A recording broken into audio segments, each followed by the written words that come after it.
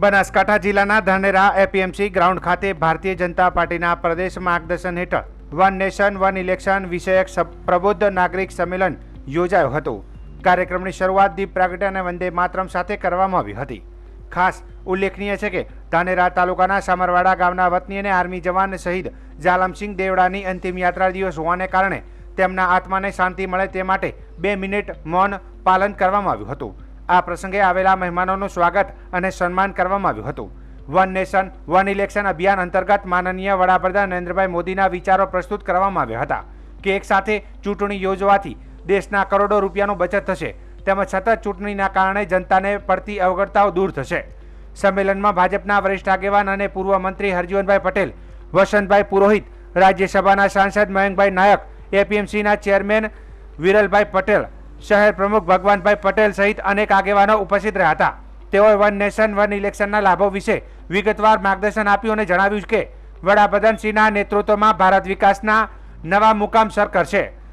રાજ્યસભાના સાંસદ મયંકભાઈ નાયકે દેશના વિકાસને ઝડપી બનાવવા માટે એક સાથે ચૂંટણી સાથે કાયદા અને નિયમોના સુધારાની પણ નોંધ લીધી અને લોકોમાં સહમતિ જાગૃત કરવા આ અભિયાનને મહત્વપૂર્ણ ગણાવ્યું હતું। કાર્યક્રમમાં મોટી સંખ્યામાં ભારતીય જનતા પાર્ટીના કાર્યકર્તાઓ, મહિલા મોરચાની બહેનો, તાલુકાના અધિકારીઓ અને નાગરિકો હાજર રહ્યા હતા। અંતે રાષ્ટ્રગાન સાથે કાર્યક્રમની પૂર્ણાહુતિ કરવામાં આવી હતી। દેશના યશસ્વી વડાપ્રધાન માનનીય નરેન્દ્રભાઈ મોદી સાહેબ એમનો મૂળ મંત્ર છે સૌનો સાથ, સૌનો વિકાસ, સૌનો વિશ્વાસ અને સૌનો પ્રયાસ।